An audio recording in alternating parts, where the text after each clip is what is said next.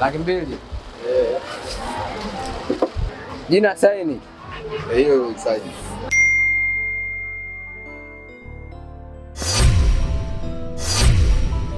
Sideke atakuwa mbadilisha au ni ile? Ngoja nijaribu kwanza.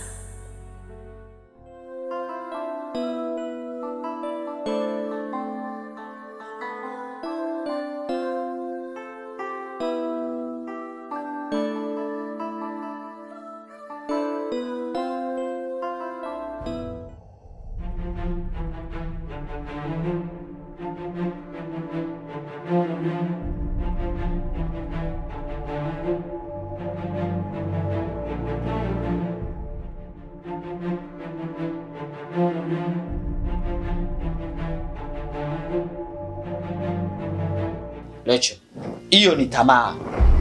Hiyo tamaa mtoto wa kike. Hiyo ni tamaa kabisa. Kwa sababu wewe tayari nishakutumia hela yako. 253. Kwani kuna shida? Kwa hiyo mimi mamangu kule afe.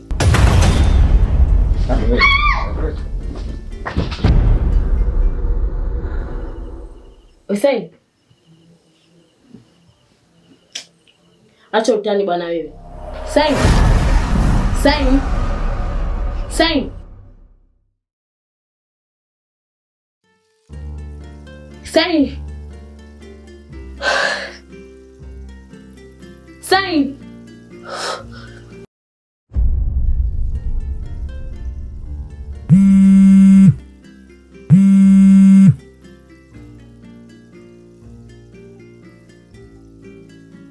Nampigia simu mara 3 apokee. Takuwa na matatizo gani?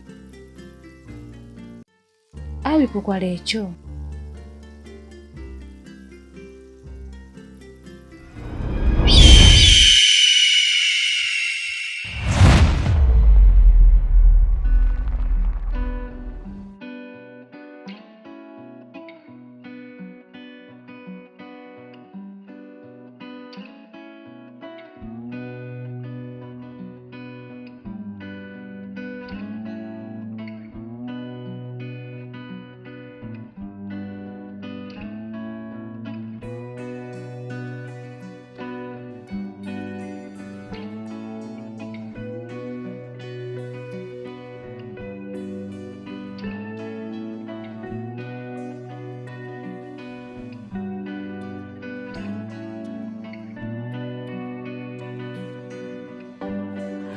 Rafiki wa kweli, asolala mpaka nilale mwana, kama naumwa mpaka unini.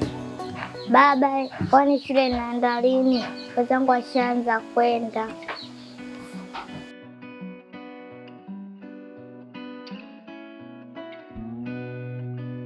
Aisam,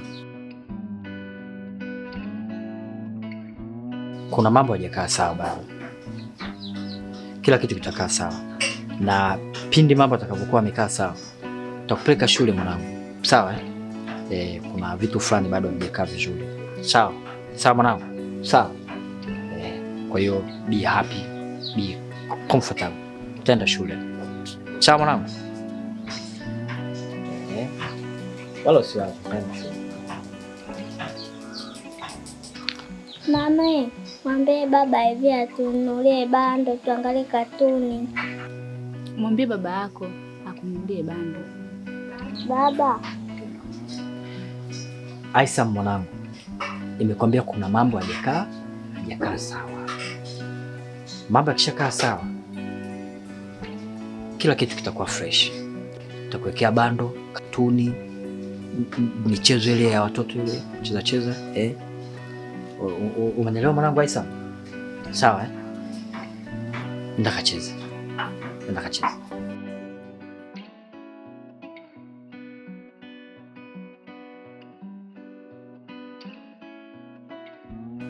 Kila siku unaenda kazini, lakini hali hapa nyumbani zinazidi kuwa ngumu. Na leo hii tarehe 1. Sielewi kabisa kuhusu mshahara wako. Tunaishije?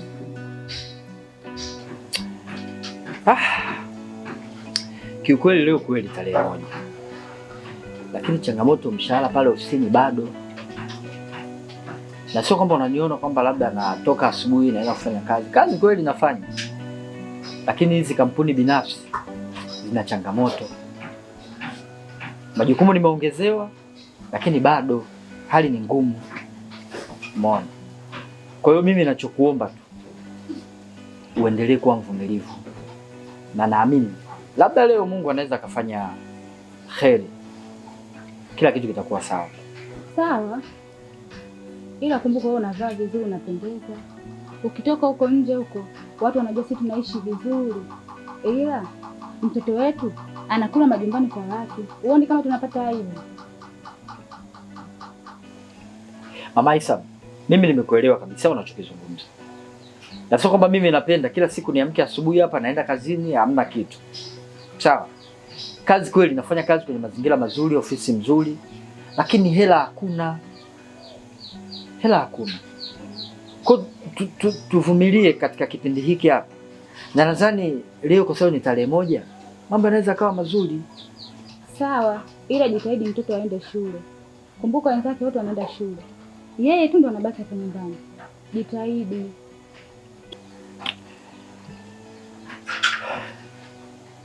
Sawa, nimekuelewa Maisa. Nimekuelewa Maisa. Kama kuna mazingira yote ambayo unaweza ukafanya, lakini inshallah leo inawezekana mambo yakawa mazuri. Sawa, mimi niko pamoja na wewe.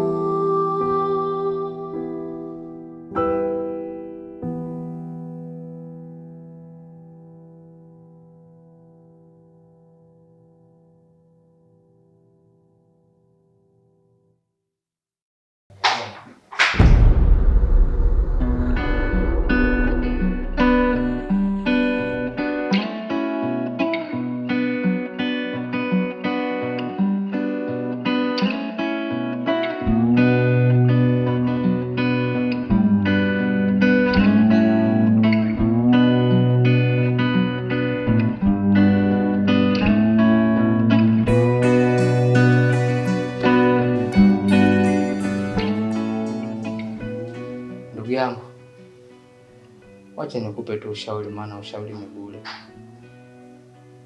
Chaguo ni lako. Uchukue ushauri au uache. Ila huyu mdada atakuja kukuua.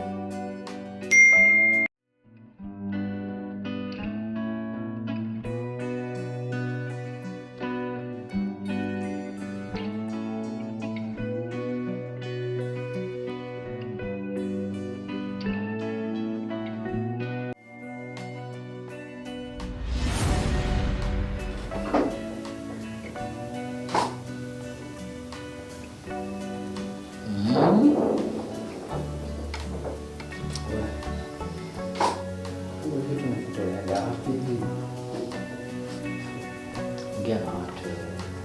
Sikia nikwambie mwanangu, hakuna kitu ambacho unaweza ukaenjoy katika dunia hii kama yale mambo. Sema unajua mwanangu sasa ni nini? Tuelekezane au machaka. Maana sio kwa pisi hizi. Ikitoka mti unakata mti, unapanda mti unakata mti. Utatuua mwanangu. Saini mimi. Niache kuenjoy maisha. Saini mimi. Oje usikia bia anaitwa Saini. Cheki chuma kile. Ai mama. Naona sasa zile rasta zilizoshuka kule kwa chini. Niache kuenjoy maisha. Nifurahie. Unaona yule mtoto wa Kibrazil yule. Nakubali. Kama anataka kuingia kwenye uzungu, afa anakataa. Anakataa. Kama anataka kuja kwenye Uafrika, Anakataa. Anakataa. Yaani upo kati na kati. Ndio maana kuna ule wimbo anasema maisha yenyewe mafupi, niacheni mimi nile ujana. Kudada deki. Wasema tutajenga maisha mshahara wenyewe. Kujenga.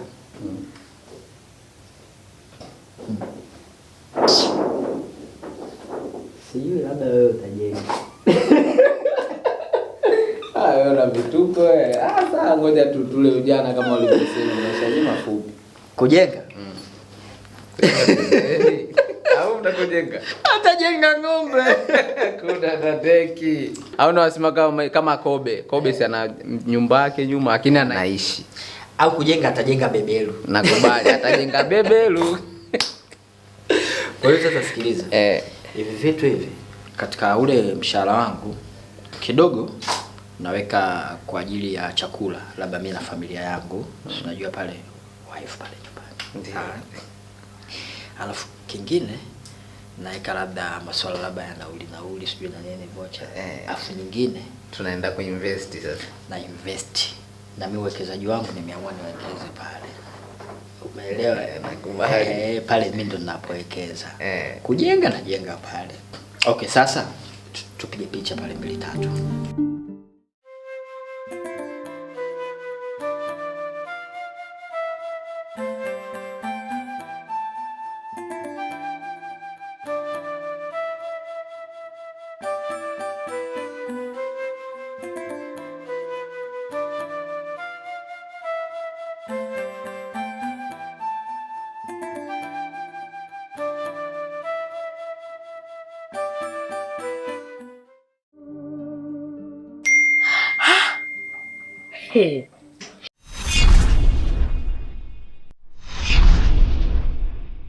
Yaani sikutegemea kabisa kama atanitumia. Iti yo mshahara. Nakatuma mwenyewe. Mshahara kuchelewa my foot.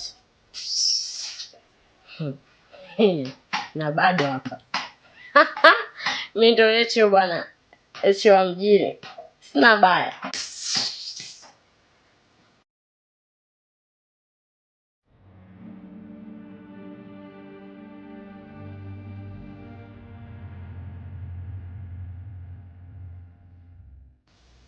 Mama. Pole sana mama. Asante mwanangu. Ndio kama hivyo alivyoongea na daktari mama. Na dawa alizotugea haziwezi kukidhi kabisa mahitaji yako. Hapa ni lazima kabisa nimpigie mwanao tu. Nimpigie Vasai, nimwelekeze. Ajue anatusaidiaje kuhusiana hizo dawa. Sawa? Hapana, usifanye hivyo mwanangu. Maana kakaako ana majukumu mengi. Kazini yeye anahitajika. Haya, huku nako ndo kama hivyo unavyoona mimi naye tunamhitaji yeye atusaidie. Nyumbani kwake familia nayo pia inamhitaji yeye. Kwa hiyo bora tu mtumie message, akifungua baadaye ataiona. Basi hata hiyo nayo sawa.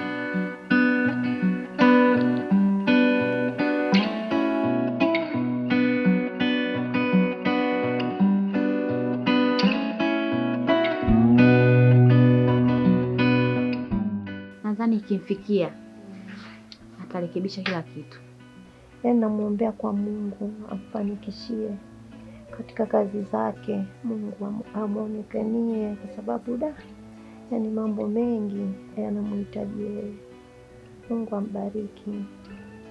Ni kweli mama, kila kitu, hata mimi pia namtegemea yeye. Kama hivi nilivyo sijaolewa mpaka leo mama. Yaani yeye ndo kila kitu kwenye familia. Yaani kiufupi mama, ipo hivyo. Yaani tunamtegemea kiufupi. Kwa hata mimi pia najisikiaga huruma kidogo. Basi sawa mama. Ngoja hata nikupikie viuji upate kumeza dawa. Sawa, naona ukifanya hivyo itakuwa jambo jema, labda nitapata hata nguvu ya kuinuka.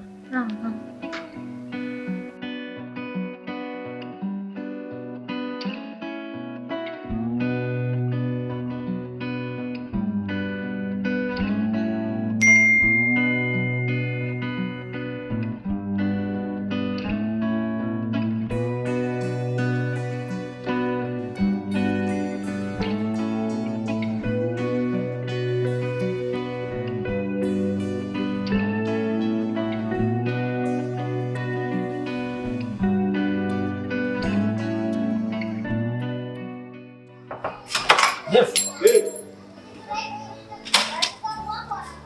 Vipi? Wapi?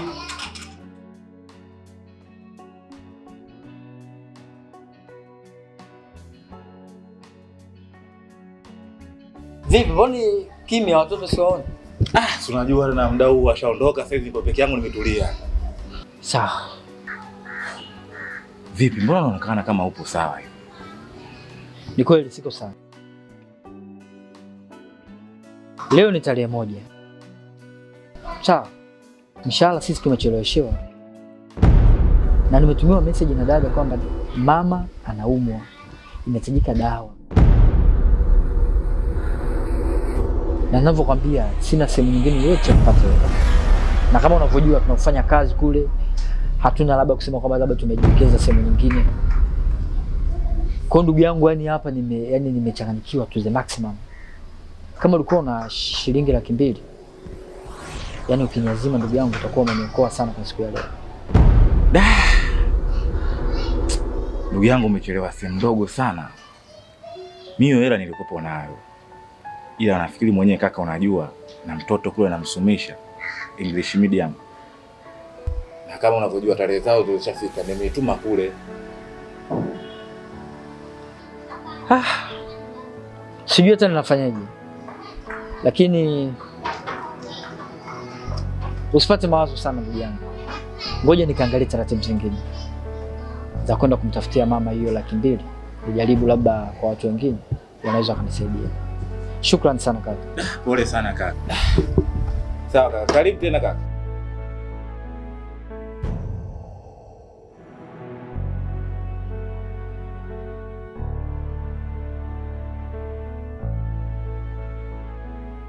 Sikia Lecho.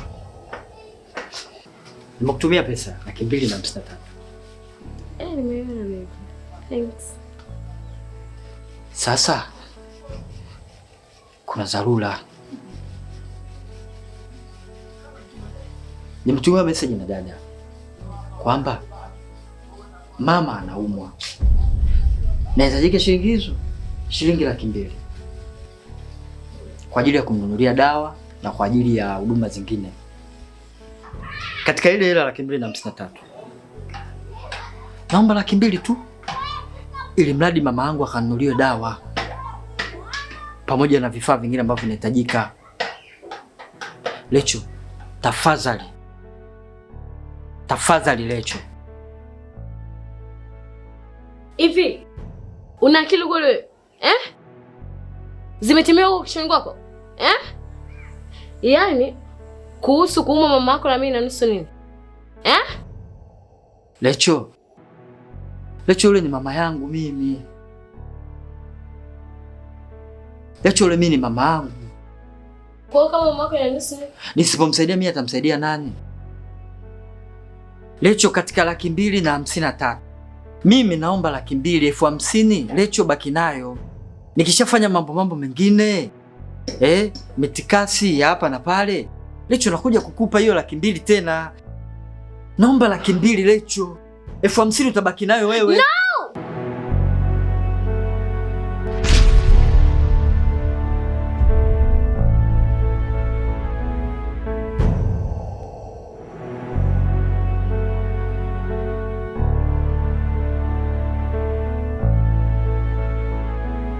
I cannot my clash. Kama vipi mpenzi wangu? Kwa lazima nikupe hela 200.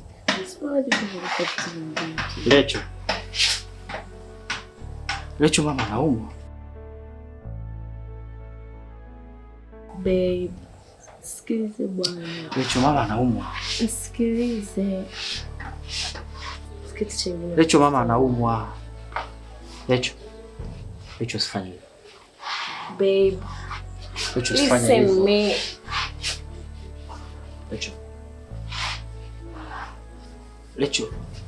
Lecho, mama anaumwa.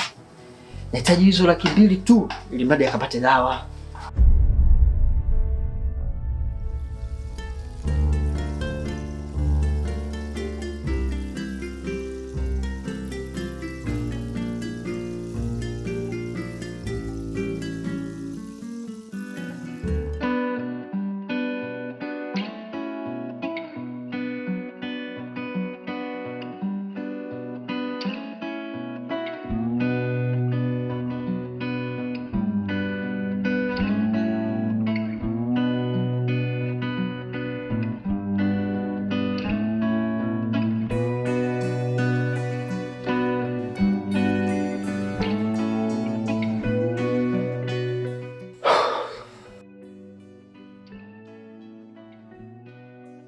Kwa mtihani huu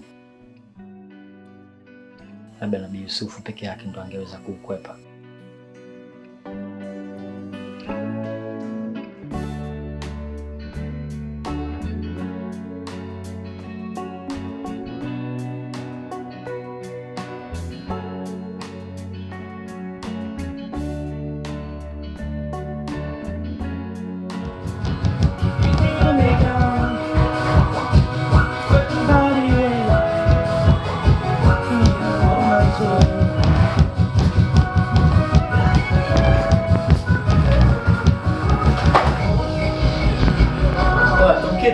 Baby bro. Fresh na baby. Kama kawa ndugu yangu. Safi. Nani huyo? Huyu dongo moja ndio anaita Chad 6. Okay. Punguza sauti kidogo. Ngoja. Utamkije? Mimi nimekuja ndugu yako na changamoto. Changamoto yangu, unajua pale ofisini kwetu kidogo mshahara umechelewa. Kwa nilikuwa nahitaji kiasi kama cha 200,000 hivi. Kwa sababu mama yangu ni mgonjwa. Na dada akanitumia message kule wakati niko ofisini kwamba mama anaumwa. Na alipopeleka hospitali, unajua tena maradhi ya watu wazima. Gharama za dawa plus sindano. Kwa hiyo pale ukijumlisha zote unapata 200,000. Bila kusahau kwamba katika hiyo hela 200,000 kuna hela ya mama pale alilazwa kama siku moja. Kwa sasa ndugu yangu, kama una shilingi 200,000, naomba uniazime ili bado ni save katika swala hili. Yaani brother, kwenye swala hilo nikikwambia yani labda nitakupatia itakuwa ni uongo. Ukweli mimi hela hiyo sina. Na hata kama ningekuwa nayo, uweza kugaiani mimi sasa hivi udhamana huo. Yaani kama utakuwa na kitu chako chochote kile, unaweza ukakileta, mimi nikakufanyia mpango, hiyo hela itapatikana. Lakini kukugaia hela amna.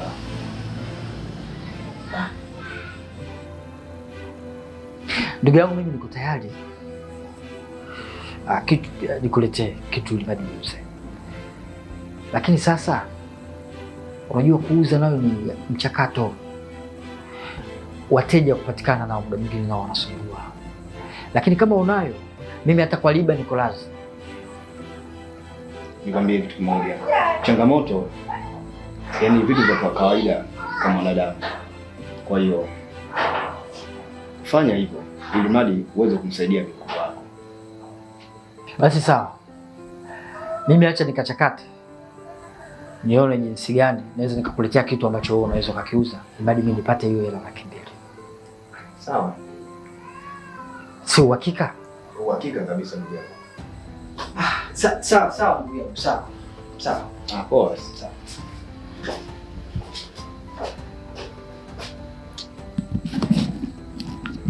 Vipi yani? Wanachukulia yani?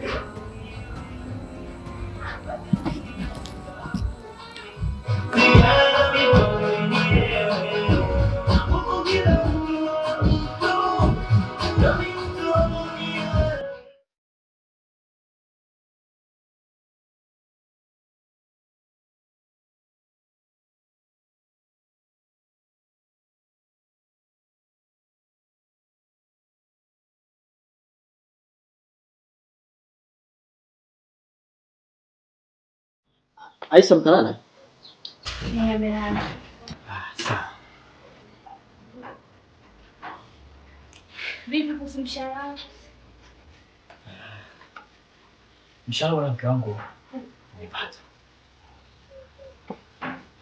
Ila katika mshahara wangu nimekatwa 250,000. Yaani mpaka mimi nashindwa kuelewa. Kule ofisini kule sipigwa na gani na mimi. Maana 250,000 yote ni hapa, mke wangu nibaki na shilingi 47 tu. 47? Na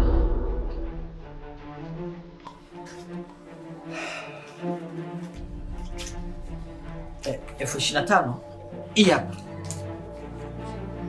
Utafanya maarifa.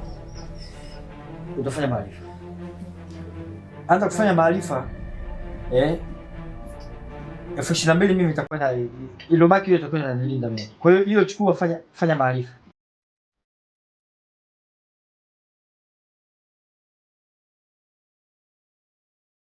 Hivi ni kweli kabisa unipe 25,000?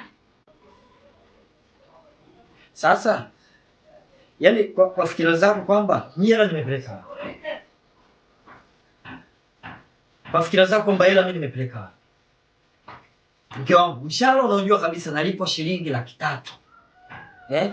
Wamekata 253,000. Nibaki na 47,000, 25,000 hiyo hapo. Sasa unataka mimi nipate hela tena wapi? Wewe unasema unakaimu nafasi ya mkurugenzi wewe. Nakaimu tu nafasi ya mkurugenzi. Lakini sina mshahara. Hakuna mshahara wa mkurugenzi. Mshahara wangu upo vile vile. Sasa mkiendelea hivi nani kuniandama, mimi nafanyeje? Mimi nafanyeje? 25,000 hiyo fanya maarifa, mke wangu. Fanya maarifa wakati tunaendelea kutafuta hela nyingine. Hii hela ndogo haitoshi. Kumbuka tunadaiwa ada. Mtoto anatakiwa kwenda shule. Alafu ananipa hela hii haitoshi kabisa hii. Wewe mwanamke wewe utaniua. Yaani 25,000 unasema kwamba 25,000 haitoshi. Haitoshi kufanya nini? Nimekwambia fanya maarifa, hela nyingine inakuja. Tafanya michakato hapa, hela utapata. Utapata hela ya kula hapa, tutamlipia Kaisa ada, kila kitu mambo yataenda vizuri. Lakini kwa sasa hivi hiyo 25,000 na nimekwambia kabisa uzuri nimekuwa muwazi. 47,000 ndio hela ambayo imeingia kwenye akaunti yangu mimi. Mimi bwana mimi sasa hivi.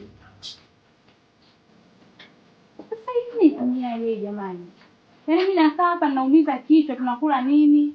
Tunaishije, mtoto hajaenda shule? Alafu anakuja kunipa hela hii. Yaani hapa nalipa ada, nalipa daftari, nguo za shule, nyumbani kula. Hii inatosha kweli?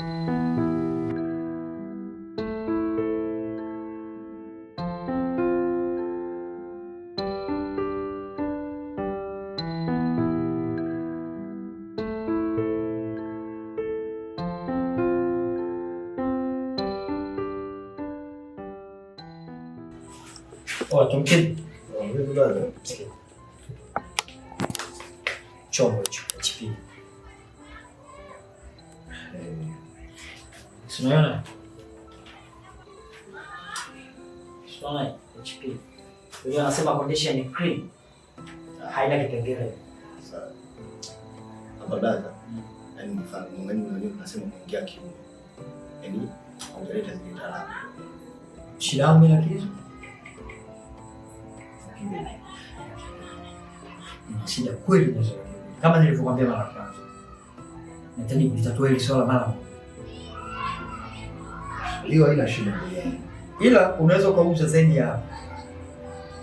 Unaelewa? Unaweza ukauza labda 200,000 ukaongeza na chaji. Chaji hicho mimi sijali. Yaani mimi nataka kwanza 200,000. Sio unaelewa ndugu yangu? Kwa hiyo halina shaka. Ila cha kuomba ni kama nusu saa au saa moja. Mimi ni swala na haraka nalo kweli. Nimetoka huko nyumbani haraka nimekuja hapa tena. Sawa. Maana muda ule pale nilipokuja hapa nimeenda nimerudi. Sawa. Mke wangu kule atanikata mashaka. Si unajua? Niacha nirudi. Nirudi nyumbani. Si unanielewa? Nikisharudi nyumbani sasa kama utafanikiwa kuuza leo utanipa taarifa. Sawa, hapa mimi na jamaa wangu hapa nampigia sasa hivi.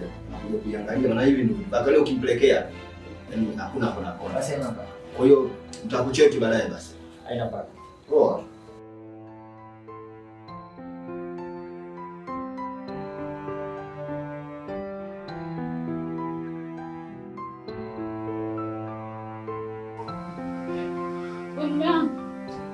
Unaenda wapi? Asubuhi hii. Leo Jumamosi, unaenda wapi? Kwani Jumamosi watu hawaaga watokaji, si ndio hivyo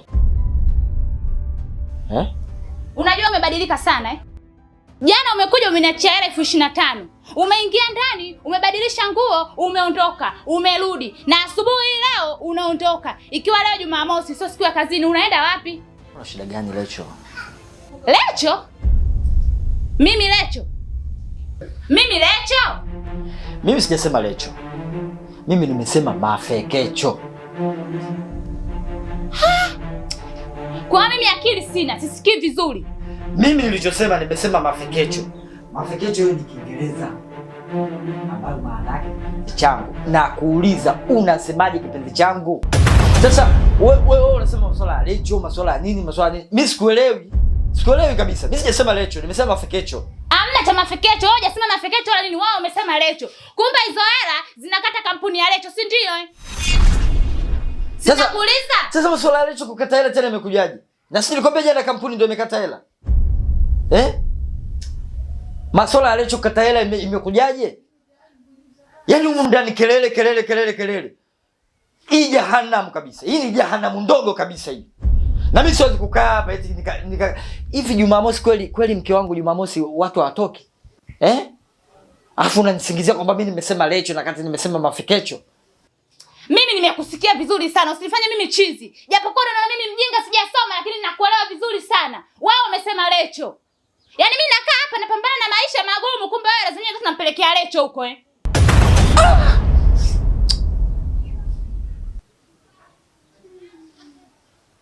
Yaani kama hapa ni moto. Huu ni moto kabisa wa kimataifa. Yaani kwa kelele hizi unategemea kwamba mimi na stress zangu, mimi na mawazo yangu ati nikakaa hapa. Yaani mimi nikae katika nyumba kama hivi, nyumba ilivyokuwa na kelele namna hii. Mimi siwezi kukaa katika nyumba kama hii. Hivyo uko sawa kweli wewe? Ndio unaenda kwa Lecho eh? Sasa mfuate yule Lecho. Nitakuonyesha show. Yaani mimi nakaa hapa na nitafuta nani analibia ndoa yangu, kumbe yule Lecho ndo anaharibu ndoa yangu. Sasa subiri.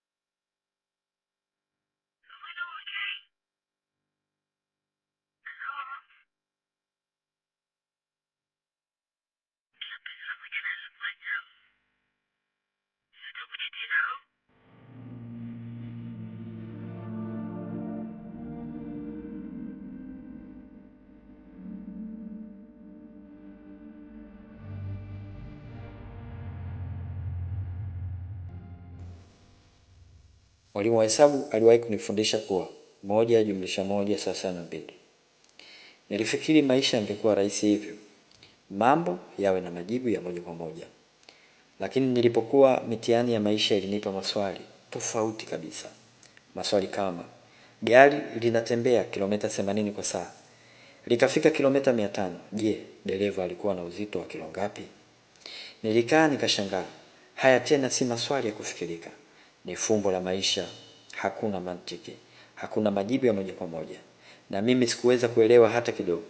Nilipokuwa mdogo niliapa kuwa nitakuwa kijana mzuri. Niliapa kuwa nitampenda mama yangu kwa moyo wangu wote, kwa sababu alikuwa wa kwanza kunipenda kwa upendo usio na masharti. Lakini sasa ninajiuliza, ule upendo niliouamini umeishia wapi? Umezama, umepotea katika kina kisicho na njia ya kurudi, mahali palipoitwa Recho. Na hapa ninajikuta ninajiuliza tena kwa uchungu, je, bado nitaweza kumsamini mke wangu kama nilivyompenda kipindi cha uchumba wetu? Au nami nimegeuka kuwa kivuli tu cha yule kijana niliyekuwa na niliyeamini kwenye mapenzi safi, kwenye familia, kwenye thamani ya kweli? Nimekwama, sio ni njia ya kutoka. Wengine huona kama bado nina nafasi ya kubadilika, lakini mimi ninajijua sana. Nimejiona nikiharibika, nikizama polepole, lakini sikuweza kujinusuru. Hii si tena hesabu ya 1+1=2. Hii ni hadithi ya mtu aliyesahau kujiokoa.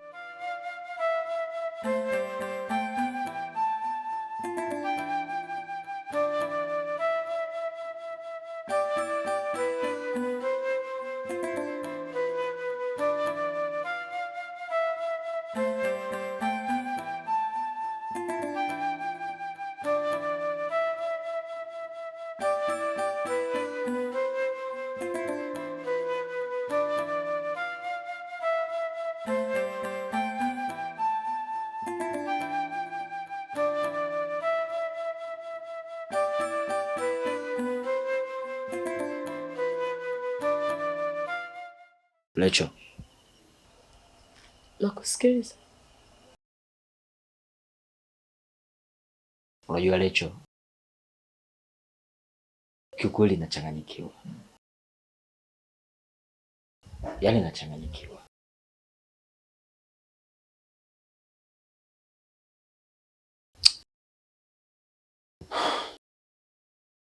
Mwenye nyumba anapiga simu, anatuma message, anataka kodi yake. Lakini pia hata mwanangu Aisam sijampeleka shule bado, kwa sababu hela sina. Dada naye ananitumia message, anapiga simu kwa ajili ya mama.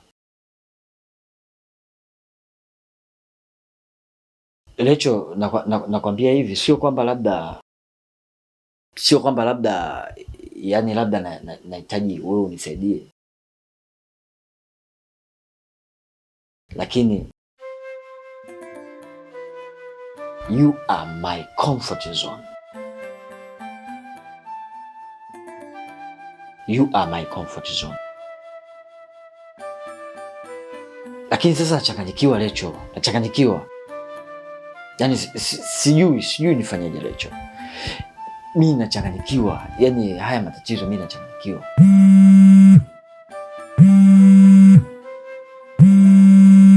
Tazama. Simu zinavyoingia. Lecho, mimi sijui nifanye nini Lecho. Sikiliza nikwambie. Changamoto inayokufanya mpaka wewe unakuwa na mawazo kichwani au unakuwa mpaka unachanganyikiwa ni kuhusu hiyo simu. Maanake simu za kupigwa ni mara kwa mara. Muda wote wewe text inaingia inapotoka na kufanyaje wewe na simu tu. Hivi unafikiri utakuwa uko sawa kweli? Lakini Lecho, kuna simu zingine nahitajika kupokea Lecho. Nafanyaje? Mimi nachanganyikiwa, yani sielewi cha kufanya. Nisikize nikwambie. Ni muda wa kupumzika. Sawa?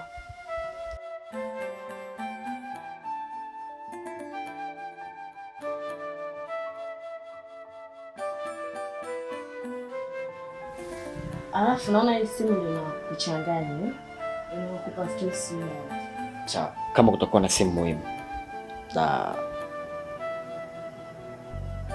najua zote ni muhimu. Ila zikizidi sana naomba niamshe.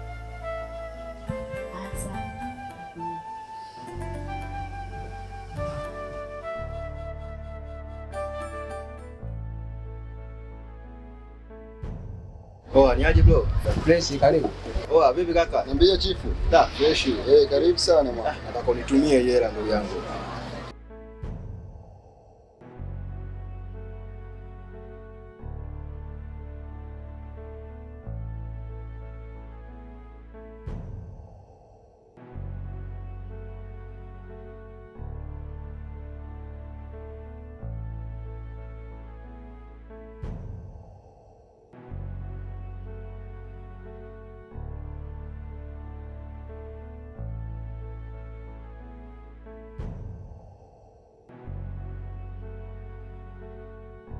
Laki2. Jina saini. Hiyo saini. Unafahamiana na saini? Vipi bwana? Nakuuliza tu. Huyo mdau wangu huyo. Mdau wako Laki2 unamtumia nini? Aliniletea laptop yake nimuuzie. Aleta laptop? Unajua tena nimemcheki hapa, kila nikimpigia mtu mwenyewe apatikane, nikaona bora tu nimtumie, nitajua nitamalizana naye vipi. Hiyo laptop ilikuwa rangi gani? Laptop? Rangi gani? Laptop nyeusi. Basi sawa, hapa muamala unaonekana imeshafika hapo, unaweza kaenda. Karibu tena. Mwanangu litajile. Saini sikaja kauza laptop kumbe ya ofisi bwana. Auza laptop? Saini? Mambo ya mapenzi. Saini mapenzi yanamtesa sana. Sema mapenzi anamuendesha sana mwanetu. Ana demo mmoja yuko Kibiti kama sikosea. Ile demo anakuja huku kila weekend. Saini ana kodi gari, anakuja huku na gari. Itakuwa huyo ndio kamsababisha Saini auze laptop. Auza laptop ya ofisi. Atajua mwenyewe bwana. Kila mtu na maisha yake. Ila Saini mambo yake sisi tushamchoka. Sideke atakuwa amebadilisha au ni ile? Ngoja nijaribu kwanza.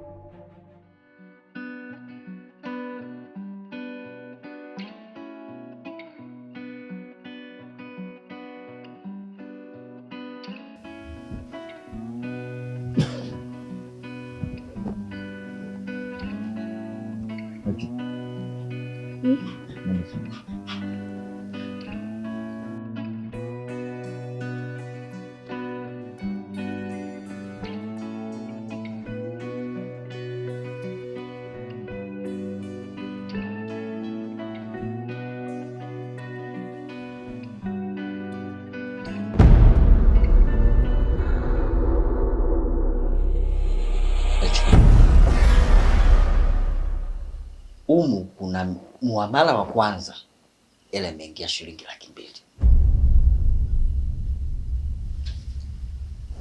Alafu kuna muamala wa pili ila imetoka 199,000. Lecho, hii hela ilipotumwa imetumwa kwenye namba yako wewe. Lecho, hii hela mimi naihitaji na ndio maana mimi nikaifanyia mipango. Na ndio maana unaiona imeingia kwenye simu, ni kwa sababu ninahitaji. Na nilishakwambia ukaona kwamba wewe huwezi tena mimi kunipa hiyo hela.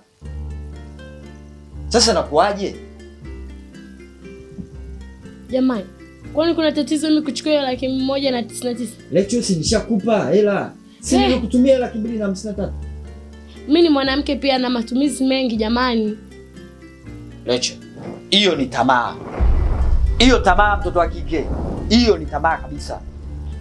Kwa sababu wewe tayari nishakutumia hela yako 253,000. Kwani kuna shida?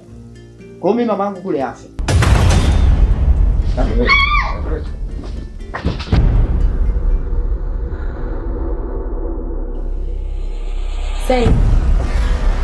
Hussein.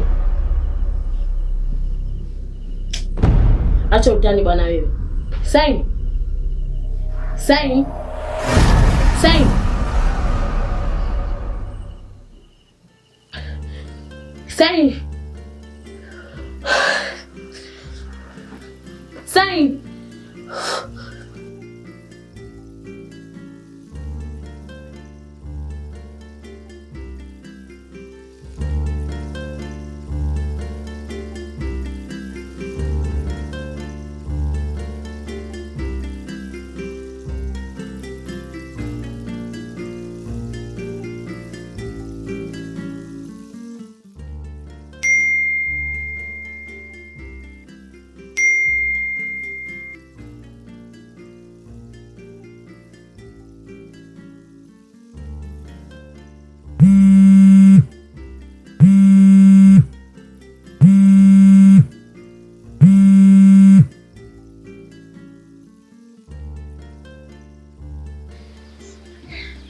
Yaani hivi huyu kaka, hii simu inavyoita haioni au?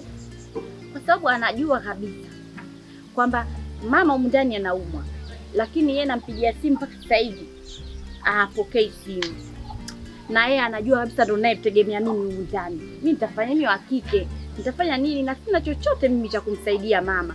Yeye ndo mwenye kila kitu, lakini leo hii anapigiwa simu hapokei jamani. Mimi nitafanyaje mwenzenu? Bora ningekuwa wa kiume ningemsaidia mama, lakini huyo wa kiume mwenyewe ndio bure kabisa, hamna chochote anachosaidia hapa ndani. Wewe acha.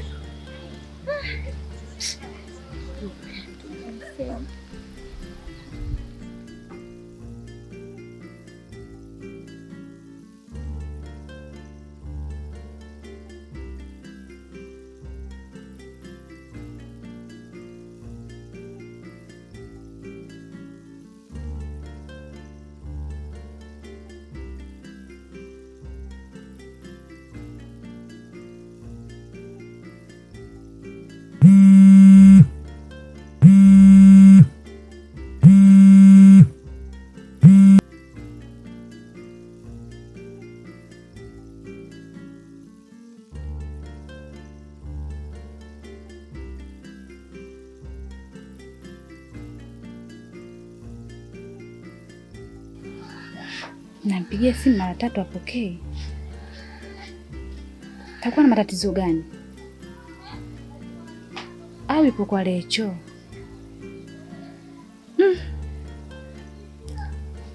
Wifi amempigia simu hajapokea. Na mimi nampigia simu yangu hataki kupokea. Hivi na matatizo gani?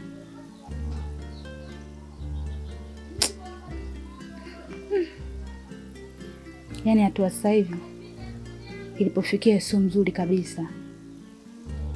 Yaani haiwezekani kabisa akashindwa kupokea simu yangu akiwa anajua kabisa kwamba mama yake anaumwa, ila pia na familia. Je, kama familia ina matatizo alafu anashindwa kupokea simu yangu? Amebadilika sana. Yaani nafikia tu hata simu ya dadake hataki kupokea. Yaani Lecho kambadilisha sana. Ila Lecho hawezi kumsaidia. Hawezi kumsaidia kabisa. Akafikiria mama yake huko alikokuwepo huko anamsaidia vipi. Yeye anajali mambo yake tu binafsi. Sasa mimi nitafanyaje? Ngoja nimfuate Wishi hospitali.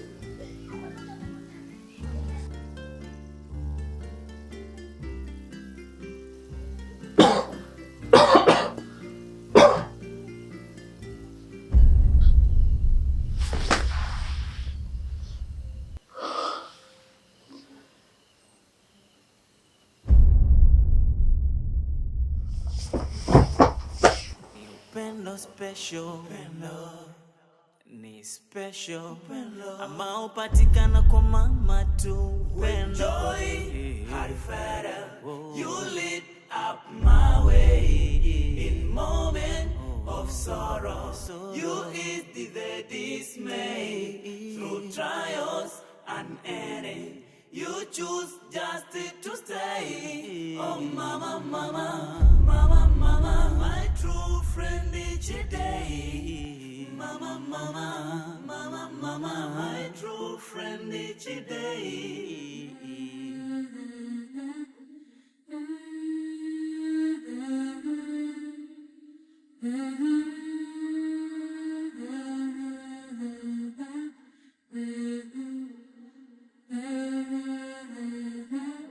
Aisa mwanangu.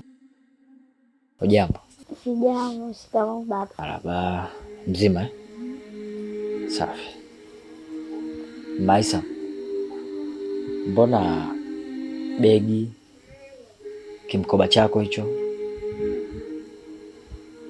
Tatizo nini? Unaonekana kama mtu unataka kusafiri hivi.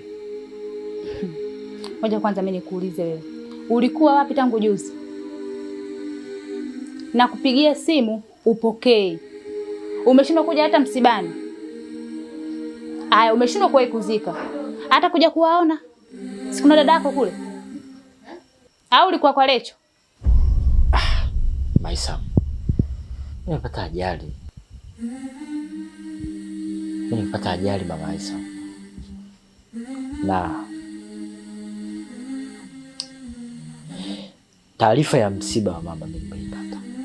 Lakini nimeipata too late, nikashindwa kuhudhuria mazishi. Niko tayari mama ashazikwa. Ningefanya nini? Wewe umepata ajali. Mtu unaonekana kabisa hapa una furaha umetoka kwa Lecho unakuja kusema umepata ajali. Aya, mbona kunipa taarifa kama umepata ajali? Mama Aisa, nimepata ajali. Ndio nimepata nafasi sasa hivi nimetoka. Hivi kipi ni bora? Kusikia kwamba kama ninavyokuambia kwamba nimepata ajali au ungesikia kwamba mume wako nimepata ajali na nimefariki? Kipi ni bora? Nataka mshukuru Mungu mke wangu. Mshukuru Mungu mke wangu kwamba nimerudi salama. Sasa haya mambo mengine yote haya yanazungumzika, hakuna jambo ambalo lizungumziki mke wangu. Unajua usinifanye mimi chizi eh? Usinichukulie mimi mjinga. Sawa? Wewe ulikuwa kwa Lecho na kama ulikuwa kwa Lecho kwa nini umeshindwa kutokea msibani? Aya, hujawahi kwenda kuzika. Kuja kuwaona? Sikuna dada yako kule, mbona kuja kumpa pole? Yaani wewe tangu umeacha ile hela yako 25, mtoto hujampeleka shule. Yaani wewe hamna chochote hapa nyumbani unachokifanya. Au sisi tunakula nini? Au tunaishije? Umekaa huko tangu juzi. Haya. Unajua siku nyumbani tunavyoendelea tunaendeleaje? Kama tuna matatizo. Alafu useme yote sijui nilikopo huko nimepata ajali. Hujapata hata ajali. Wewe ulikuwa huko na Lecho unafanya stare zako. Sasa kwa taarifa yako, kama umeshindwa kuja kumzika mama yako, utaweza kunisaidia mimi? Mama Aisa, mke wangu. Vitu vyote hivi mimi nafanya. Natafuta hela, nahangaika huku na huku ni kwa sababu yenu. Kwa sababu yangu. Wewe mke wangu, kwa sababu ya mwanangu Aisam, kwa sababu ya mama marehemu, Mwenyezi Mungu amlaze mahali pema, lakini pia kwa sababu ya dada yangu. Ni kwa sababu yenu nyinyi. Sio kwa sababu yetu. Unapambana kwa sababu ya Lecho. Kama unapambana kwa sababu yetu, mbona mimi sijakuona msibani Tangu juzi sijakuona hapa nyumbani. Alafu useme unapambana kwa ajili yetu sisi? Huyu mtoto mpaka leo hujampeleka shule. Amekudai kwenda shule, umempeleka shule? Sasa nisikilize. Mimi naondoka, baki na Lecho. Tuondoke Aisam, tuondoke. Mama unaenda wapi? Tuondoke bana, tunaenda wapi? Nini bana, tuende wapi?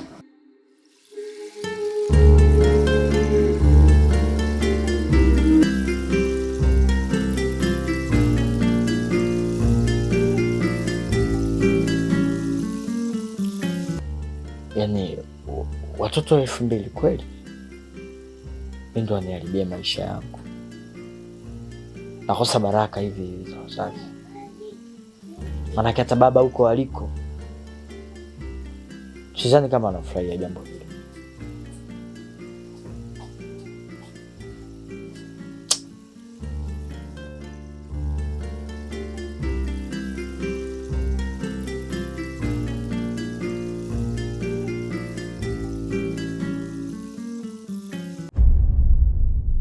Pole kwa mara pili kwa sababu msiba umetukuta wote, na kama hivyo umeona tumekuja na dada yetu hapa ili kuja kumwombea msamaha kwa sababu siku ya msiba wa mama hakuweza kuhudhuria.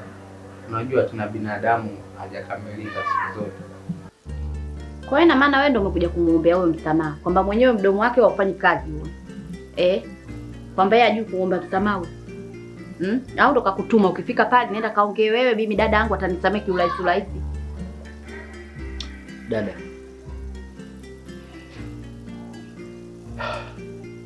sio kwamba nilizamilia, ila dada, message niliziona, lakini nilikuwa it's too late. Nilikuwa nimechelewa sana. Na mimi dada nimepata ajali. Yaani unavyoniona hapa, mimi nimeumia ndani kwa ndani. Hivi kweli mimi dada nikose mazishi ya mama yangu? Sio kweli. Lakini pia dada, mama kashaenda. Tusahau yaliyopita. Tusahau dada yangu yaliyopita, tugange yajayo. Kwa maana mimi na wewe ndugu. Mimi sina ndugu mwingine yoyote isipokuwa wewe dada yangu. Dada yangu ukinikataa wewe, sasa mimi tena nitabaki na nani? Sawa, ujaje kwenye msiba. Hata bila navyo ulishindwa kutuma hivi 200,000 nilipokuambia kama nina shida navyo. Navyo uliviona vingi vile. Mpaka leo mimi nimepata ajali. Ajali gani ambayo hujaumia au na sehemu ambayo yoyote uliojeruhiwa wewe umepata ajali? Hivi unanikuta mimi mtoto mdogo? Yaani hivi unapotoka kule, unaingia mpaka ndani kwangu, nimekukaribisha basi imani tu, binadamu lazima uwe na imani. Tena nasikia mpaka mkeo ameondoka nyumbani kwako kwa sababu mambo hayo ya ovyo. Mimi ninachoona nyanyuka tu utoke uondoke nyumbani kwangu. Sina hata muda na wewe. Yaani mimi udugu na wewe basi. Unalosema ni kweli. Ila kila binadamu ana mapungufu yake. Ilibidi aje na wazee. Kwa sababu wazee wana hekima na busara. Na vile vile pia si kila wazee tu wana hekima na busara. Ndio maana akatuchagua sisi marafiki zake tuwaenzi wazee. Dada, mimi ni mwalimu wa chekechea. Na watoto wana michezo mingi.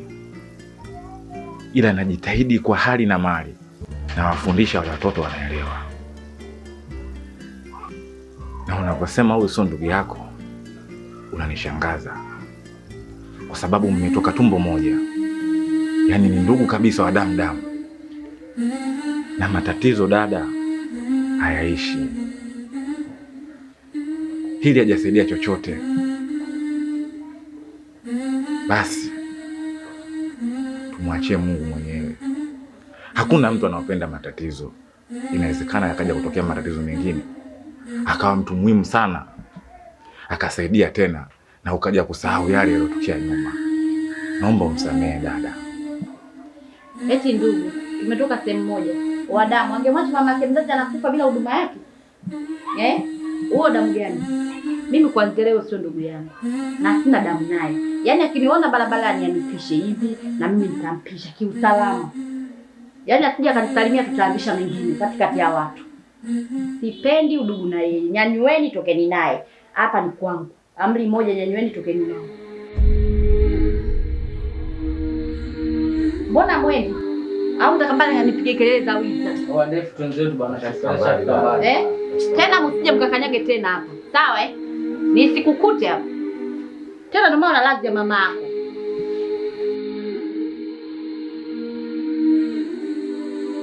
Sasa hebu tusubiri kwanza.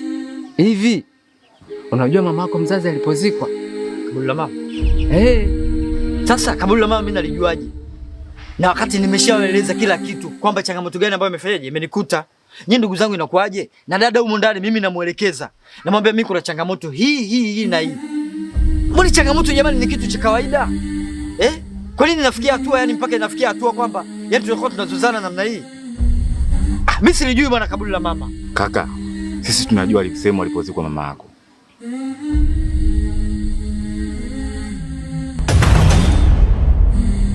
Nyinyi mnajua kaburi la mama lipo? Sisi tunajua aliposema alipozikwa mama yako. Nyinyi mlishiriki mazishi ya mama? Ndio. Hebu tuendelee. Twende kupeleka.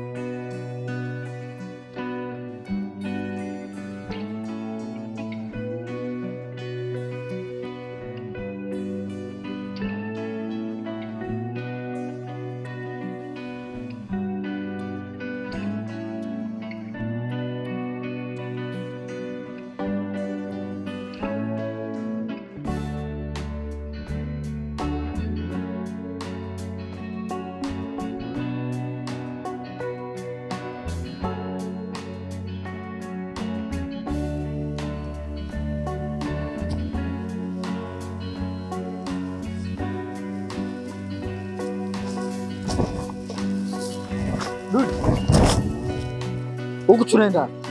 Si tunakupeleka kwenye kaburi la mama yako au? Ndio. Kaburi la mama? Mamangu mimi. Mama yako hajafa, mbona unaanza kutuchanganya nayo? Mama,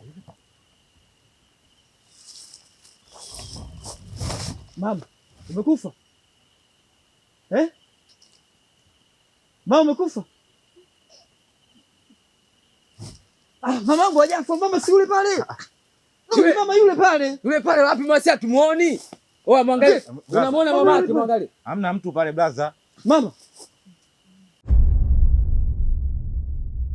Mama watu wote wanasema kwamba wewe umekufa, imekuwaje? Mbona kuona mama yule pale, mama yule pale. Mamangu mimi hawezi kufa. Mamangu mimi hawezi kufa, mamangu mimi hawezi kufa. Blaza. Mamangu mimi hawezi kufa. Mama si yule pale, mama mimi namuona. Mamangu mimi aliyokuwa ananilia mimi mama kafa. Naweza mama kafa. Blaza huko usipanic, usipanic. Tena utulie. Wewe DF wewe mimi nilikufuata kule uniazime 200,000 wewe ukaninyima. Sasa blaza kukwambia. Usiniambie kitu, usiniambie kitu. Mama inakuwaje kila mtu anasema umekufa, mama? Mama yangu mimi alinilea mimi. Kanipeleka shule. Nikiumwa mimi ananitibia. Mama yangu mimi hawezi kufa. Hawezi kufa. Mama waambie basi, waambie mama. Waambie mama. Waambie mama. Haiwezekani. Haiwezekani. Haiwezekani. Haiwezekani. Mama yangu mimi hajafa. Hajafa. Hajafa, tulia. Tulia. Unataka kufikia wapi huko? Mama yangu mimi hajafa. Kaka samani. Mama yangu mimi hajafa. Kaka samani, hajafa mimi, mama yangu mimi hajafa.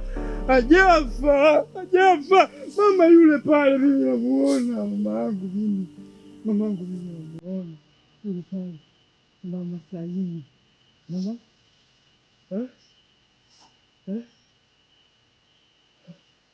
Haiwezekani. Mama basi waambie kwamba hujafa. Waambie kwamba hujafa. Haiwezekani watu wote wanasema kwamba umekufa mama. Waambie kwamba hujafa mamangu.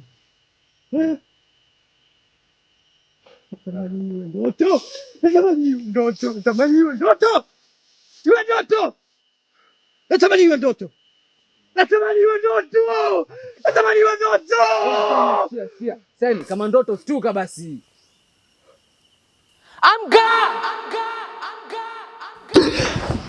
Rafiki wa kweli asolala mpaka nilale mwana, kama naumwa mpaka one nimepona. Asolala mpaka nilale mama, kama sina raha mpaka hakikisha na amani mwana.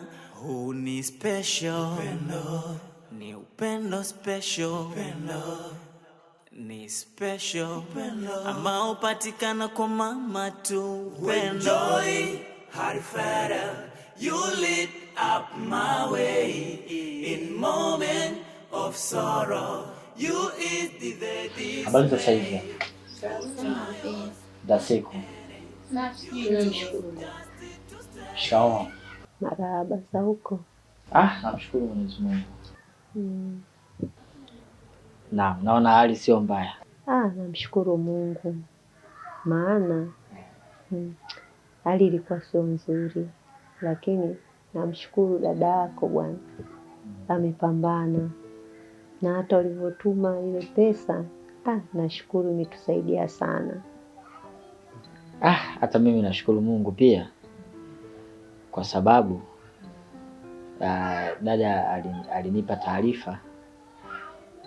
taarifa kuhusiana na masuala ya dawa, masuala ya matibabu jinsi alivyoenda, na nikatuma kile kiasi kidogo cha pesa cha 200,000 kile.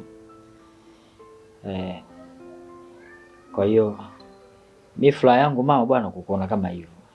Ukiwa katika hali kama hiyo na furaha, sisi hatuna kingine ambacho tunaweza tukakupa. Sawa, ni kweli hamna cha kunilipa, ila hayo mnayoyafanya, yani Mungu atawabariki. Yani ninamuomba Mungu akubariki hata huko kwenye kazi zako, shughuli zako zote unazozifanya, hata ndani ya familia yako. Yani Mungu aonekane. Hata kama kuna mtu anahusuda na wewe, yani naomba Mungu akuepushe. Naomba ubarikiwe tu.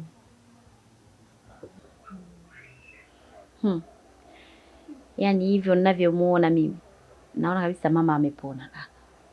Kwa sababu alikuwa anatishia amani. Yani unajua kutishia amani?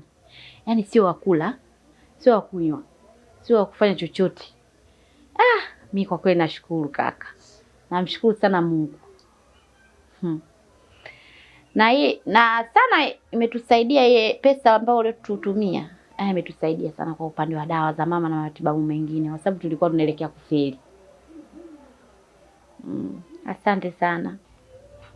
Niseme kwamba mimi nashukuru, na nashukuru pia kwa dua, maana kwamba tunasema kwamba daraja la mama ni daraja kubwa sana. Daraja la mama limetajwa mara 3. Alafu kisha kaja baba.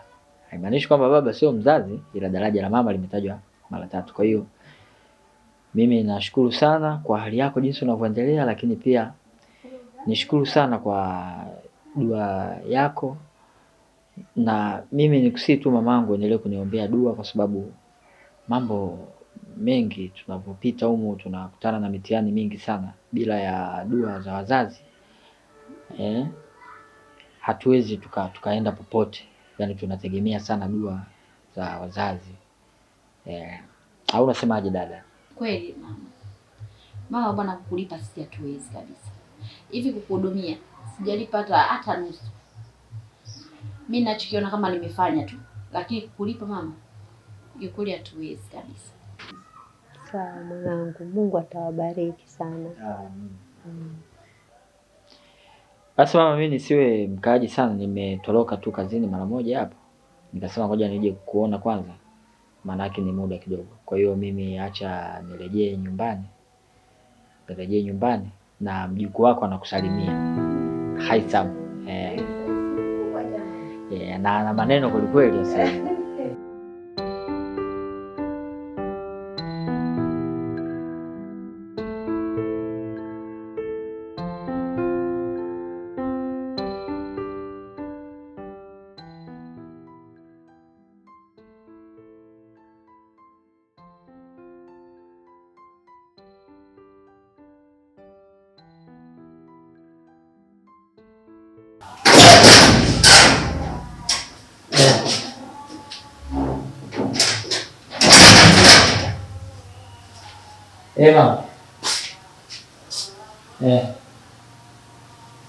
Mama, kuna kitu kimoja nataka nikwambie. Unajua tokea nilipotoka kuja kukuona siku ile. Ni mama, baraka zinazidi sana. Nikiwa nimwambia pale baraka zinazidi sana. Kama kwa hakika ndio mama ni kubwa sana. Nimekamisha cheo. Kutoka nilikuwa mfanyakazi wa kawaida tu, baadaye sana karibu mkanya mkurugenzi. Yule mkurugenzi ameniambia Ngorongoro. Ndio. Kwa sasa nafasi yake hapa inabaki wazi. Kwa hiyo jina langu imekuwa limepoteza mabosi na wamiliki wa kampuni. Kwa hiyo nilikuwa mkurugenzi kwa kanda hiyo hapa.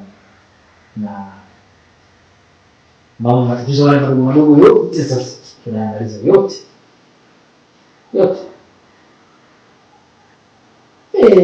Mshahara mimi nilikuwa nalipa 3,000 tu, sio? Sasa tutakwambia tu kwa mama. Mshahara unapandishia mpaka 1M. 1M mama wale. Yaani ndio mmoja. Na mimi sijui niseme nini. Nasema nashukuru sana. Mungu alisema kwamba wajali wasiwe. Baba ndio baba anaenda. Tazidi kumwombea. Lakini baraka zako mama, asante baraka zako. Na kila siku zinafanyisha kwamba mimi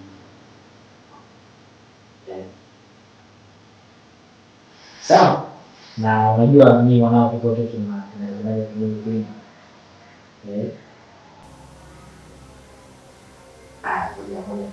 Kwa Mungu ni sauti yangu. Kana kwamba sio mbali. Lakini wao ni kuzidi kidogo.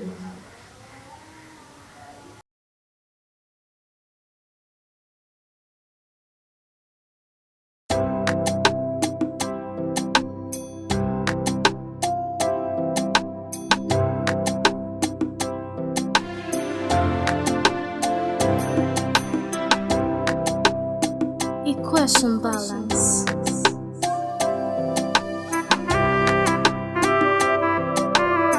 Right killer on the beat. Nikikuwa na rafiki ufaraja wa kweli, aujawa mnafiki, ukweli unaniteli. Waliponitenga wote, ulinifariji kwa yote.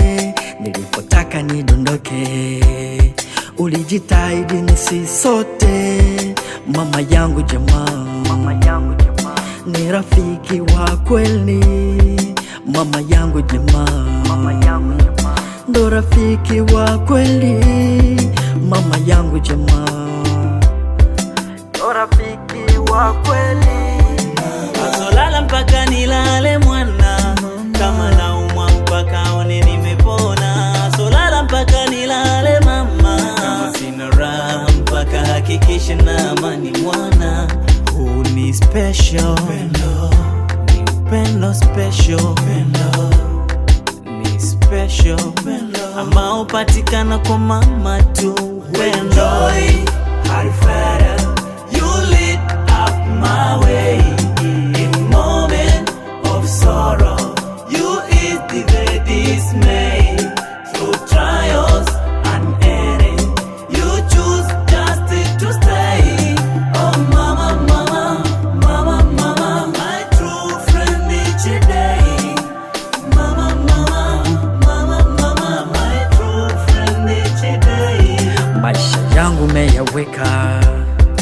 kwenye njia ya heshima, upendo wako ukarimu, hata pasipo samani, hekima yako ni nuru, kwangu imekuwa hazina.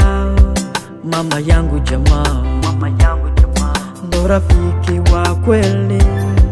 Mama yangu jamaa, ndo rafiki wa kweli. Mama yangu jamaa, ndo rafiki wa kweli. Solala mpaka nilale mwana, kama naumwa mpaka one nimepona. Solala mpaka nilale mama, kama sina raha mpaka hakikisha na amani mwana. Huu ni special pendo, ni upendo special pendo, ni special pendo ama upatikana kwa mama tu. Enjoy how you felt, you lit up my way. In moment of sorrow, you ease the dismay.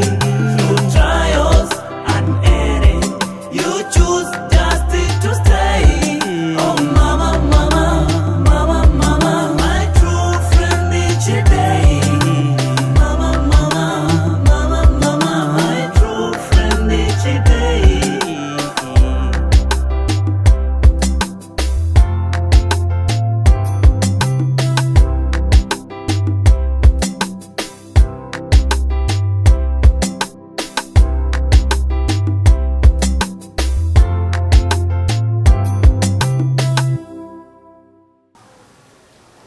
Mama, mausikia mama, bila baraka zako mama siwezi kwenda popote, na wewe mama yangu ndo rafiki wa kweli.